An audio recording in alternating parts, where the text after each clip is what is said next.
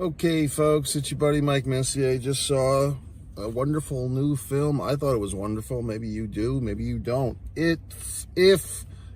Not Stephen King's It. If our buddy there, John Krasinski, straight from The Office. We all knew him. We all loved him. Actually, I didn't watch The Office until it was in the can. And I caught up, and I was actually watching his horror films, the Quiet Place movies, I believe, before The Office, in my chronological order of things. But comes out strong with this family film, kids movie, but I think everyone can go see it. Everyone would enjoy it. I don't think there's anyone that wouldn't like this movie, unless perhaps you're very cynical and so forth, and I can be. But I thought this movie was quite good, okay? And now I'm going to discuss it. So if you're thinking about seeing it, I would go see it. If you're thinking, I'll skip this one, this purple hunk of shit looks kind of weird, I would still go see it.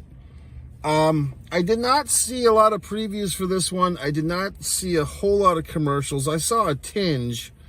And on the social media world, I started to see a few headlines, a few review thumbnails and stuff, and I wisely avoided any details because I'm telling you, people have this is like a weird vehicle in the parking lot here. It looks like something from Back to the Future. Bizarre, but odd. I don't know what the fuck. It's just some bizarre vehicle. It's very interesting. So, this movie, what's it all about, Sammy? Well, first off, it's the Hollywood elite. I guess I'll say spoilers, by the way. A lot of voices of these animated, mythical creatures, these imaginary friends, voices that I actually didn't recognize. I saw Steve Carell's name listed in the opening credits, and I said, oh, gee whiz, Steve Carell, and I kept waiting for him to show up.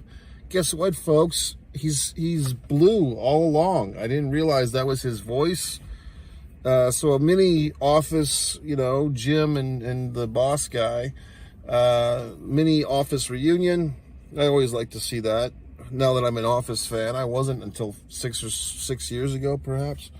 But what a movie. I mean, the Tina Turner "Can't You Be Good to Me" soliloquy, that 5-minute or so, I mean, that's just a slice of magic in my book, okay? I thought that was great. I mean, I think the movie, this movie could just be, really, that's just like the linchpin of this film, that sequence. And, the movie was a little slow before that, to be honest with you, but I liked that. I like that the movie took its time getting to where it was going. A few cliches early on, a few cinematic cliches we're getting used to. The opening montage of the perfect little family, the mother, the father, that are dancing together, and the kid watches mom and dad dance. That seems to be the way with these movies. It's either like you go see some dramatic movie and the parents are dysfunctional and want to kill each other and the kid grows up in the shadows of thus, or it's some whimsical, perfect family where the parents dance together in front of the kids and then we have to kill off one of the parents like right away. So as soon as I saw that this movie started with the whimsical dancing and the montage and look how wonderful this fucking family is and how happy everyone is, I knew that someone was dying. And it turns out to be the mom. So sorry, Mom, you got to go. So then, we grow up in the shadows of depression or whatever the fuck. And now, God, we're 10 minutes into this thing. And dear old dad is about to drop himself. He's put in this hospital.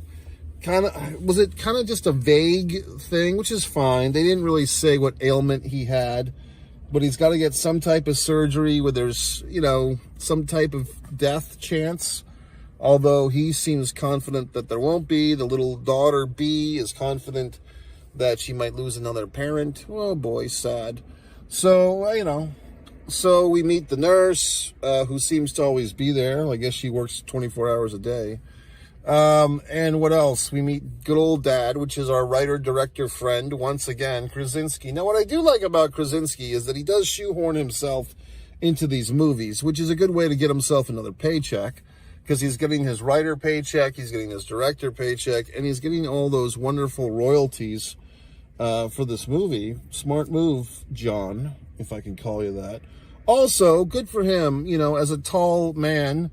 I think he's 6'5", 6'6", so he's kind of like the most successful tall actor since Tim Robbins, which is something to say. I mean, I'm pretty tall in height as well, not quite at those inordinate heights, but I'm fairly tall, so I know what it's like. So anyway, keep going. The kid actor, I thought, did a good job. I mean, I'm kind of flashing ahead, but I thought the kid actor did a good job of being surprised when she starts seeing all these creatures and all these, you know, imaginary friends and so forth. And then she kind of had her, like, you know, Hulk Hogan, Miss Elizabeth moment when she's at her daddy's hospital bed and she's holding his hand, like she's crying and she's getting her mouth all full of fucking spit and spittle and the fucking tears are dripping down her face. And you know that Krasinski and whoever the fuck was on the set that day was like, oh my God, she's so amazing. She's going to win an Oscar someday. Oh my God. Like, they were all so excited that this kid actor could cry on demand and garner all the emotions necessary. But, you know, I thought she did a good job. Like I said, it was very much Hulk Hogan, Miss Elizabeth, bedside manner. I guess this kid could have taught Hulk Hogan how to act at the bedside manner, you know, if she was alive in 1988, which I'm sure she wasn't. She was probably negative 30 at that point. But in any event, what a movie. I just, like I said, that whole Tina Turner sequence, I guess, see, here was one thing about the movie that I was trying to figure out, because we did see in John Krasinski's character, Dad's character's hospital room, there was a prop that I thought was distracting. Once again, I said this in another recent review, the high-def TV that was in his hospital room that wasn't on. So if he's got a high-def TV, then we know that his time... Now, I'm just going to provide some conjecture here in this movie, because I don't know if anyone else has been saying this, or is this a known thing, or I'm just making shit up. But basically, he's got this high-def TV, which would make you think, okay, he's in the timeline of post-2007. The kid in the other hospital room, which we never really got to the bottom of his story, he's got a broken leg, he's got a broken arm, a broken whatever the fuck. And it's like, is this kid... There are two possibilities with this kid. Either he's the victim of child abuse and he's getting his ass kicked by some asshole person who's beating this kid up and breaking all his bones, or he's got like the weak bone condition, you know, like people that there's a, I don't know what it's called, but I think there's one or two conditions like that where you have just very weak bones and you're just apt to, your bones just break. And I had a teacher in my childhood who she was walking around with like a cane sometimes, and she was always kind of in pain. And like, you know, she explained to us one day, like, hey, you asshole fucking suburban kids, stop making fun of me, because this is my problem. I have this fucked up condition. So we all felt bad. Now, what else? So, yeah, we never figured out what's up with that kid. And we never really, like, there's some unanswered questions with this movie. I hope they don't force a sequel. I think this would be a good movie where 20 years from now, they could have a sequel. Like, kind of like, okay, we have this movie If, leave it alone, let it simmer for a generation or two. And kind of like the Willy Wonka, where, like, you know, the Johnny Depp Willy Wonka, I think, fell flat, but I think the recent Willy Wonka was fine. So I think you could revisit this movie, but give it 20 years. Like, let's play this game now, because now we're seeing this whole thing with these movies are having these sequels that are 20 years in the making with Top Gun Maverick and these other movies. Why not wait a generation to have a sequel to this movie? You know what I mean? Like, can we plan that? I mean, Krasinski, he's probably 45 or so. So, I mean, he'll still be alive in 20 years. And the B kid, if she's still acting, she'll be, you know, in her 30s, I guess. So we could do a nice sequel. So the big, once again, spoiler alert, the big surprise, see, I thought we were headed somewhere else. I thought there was a moment in this movie where the kid with the broken leg and the bad arm and everything, and he couldn't see any of the imaginary friends, but he said to the little girl B at the end of that sequence, but you're still my friend. And I thought at this moment, because that kid also didn't have a TV that worked in his room, he kept referencing that his TV didn't work. And I kept thinking, is this kid like in some different time zone? Like, because it felt like at different times because the cat was watching Kurt Loder on MTV. It felt like this movie was taking place like in 1992 or 93 or 94. And they were having like nostalgia for the mid 80s with Tina Turner's album. But then Krasinski's hospital bed room threw that off because he's got the HD TV. So I was wondering, is there some type of time play in this thing? And then it got me wondering, with that little kid couldn't see the other imaginary friends, but he could see the little girl. Could he see the Ryan Reynolds character? I don't remember, to tell you the truth. But he could see B, and my thought was, is B dead? Like, is B in the realm of the dead? Did she die in some type of accident with her mother? And her father, who's like in the normal world that we're in, holding on to life, but she's kind of a conduit. She's kind of a, what do you call it? Like a transfer character. Like, she's in between worlds, the kid. So she, for whatever, like, she's kind of dead, or she's kind of in this purgatory state. So I was thinking the big reveal, because I knew that we were headed to a big reveal. I mean, this is the type of movie that's like, okay, where's the big reveal? So I thought the big reveal that was basically that B was like some type of ghost, or B was a fucking imaginary friend. Like, B is actually dead, and now her fate is to be this, the kid with the broken legs imaginary friend. But then she has all these goddamn imaginary friends. So I didn't know what the fuck was going on. But I was thinking it was something along that. Not, spoiler alert, the big fucking reveal is, oh my God, the Ryan Reynolds character, who initially was a bit creepy when he's sneaking inside a 9-year-old girl's room. Okay, that was a little creepy. But this Ryan Reynolds character, who we've come to know and love, and he starts off as a curmudgeon, and what the hell's going on with this character, and he's the only human among all these imaginary characters. It turns out he's an imaginary friend too. So he's the little girl's imaginary friend, and he's kind of like the pimp in the box for the other imaginary friends. So this kid's got quite the imagination, and the reason why Calvin was so somber earlier when he's first meeting this kid, or she's first meeting him, is because he's sad that she does not remember him. However, you could kind of make a fucking point here.